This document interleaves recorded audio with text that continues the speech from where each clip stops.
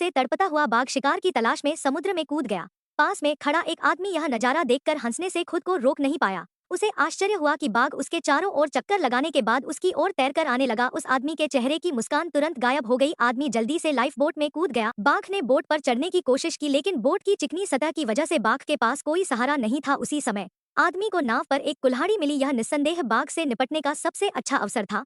वह बाघ पर हमला करते हुए चिल्लाया, लेकिन जब उसने बाघ की आंखों में देखा तो वह रुक गया। बाघ की फुसफुसाहट सुनकर पिसाइन का दिल हिचकिचाहट से भर गया। आखिरकार अपना मन बनाने से पहले वह रात होने तक नाव पर ही रहा। उसने बेड़ा समुद्र में धकेल दिया और फिर बेड़े पर कूदने से पहले सीढ़ी के रूप में एक लकड़ी का बोर्ड फेंक दिया। बाघ के चढ़ने से पहले उसने अपनी सुरक्षा सुनिश्चित की। अगली सुबह जब बाघ आराम कर रहा था, पिसिन ने लाइफ बोट से सभी आपूर्ति को बेड़े में डाल दिया। जब वह आपूर्ति की गिनती कर रहा था तो एक बड़ी मछली उसके पैरों के नीचे एक जाल में तैर गई। मौके का फायदा उठाते हुए उसने जाल खींचा और कुल्हाड़ी पकड़ ली और मछली पर जोरदार प्रहार किया। मछली के शरीर को धीरे धीरे अपना मूल रंग खोते हुए देखकर पिसाइन फूट फूट कर रोने लगा। यह पहली बार था जब उसने किसी की जान ली थी। भगवान से क्षमा मांगने के बाद पिसाइन ने बाघ को खिलाने के लिए बड़ी मछली को लाइफ बोट में फेंक दिया। जैसे जैसे रात हुई, समुद्र में अनगिनत चमकदार जेलीफिश दिखाई दी, जिन्होंने पिसाइन को पूरी तरह से मोहित कर लिया। अचानक एक विशाल व्हेल पानी से बाहर निकली और एक विशाल लहर ने तुरंत छोटी नाव को पलट दिया। सारा भोजन और पीने का पानी समुद्र में गिर गया। समुद्र के विशाल विस्तार में भोजन और ताजे पानी के बिना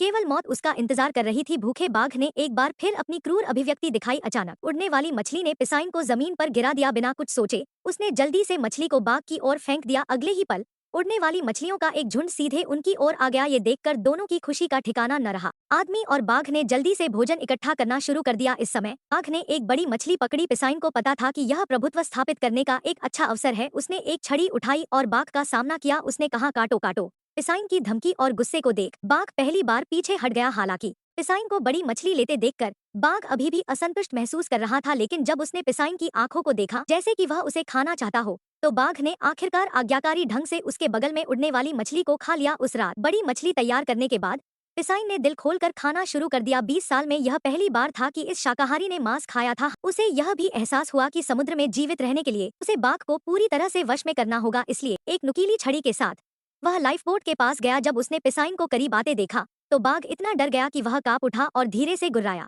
अप्रत्याशित रूप से पिसाइन ने मछली के मांस का एक टुकड़ा सौंप दिया ताकि बाघ को उसकी दयालुता का एहसास हो सके। फिर पिसाइन ने मछली के मांस का एक और टुकड़ा फेंका। बाघ को कदम से कदम मिलाकर कैनवास में ले गया। अंत में जबरदस्ती और प्रलोभन के संयोजन के तहत बाघ को पिसाइन द्वारा सफलतापूर्वक वश में कर लिया गया।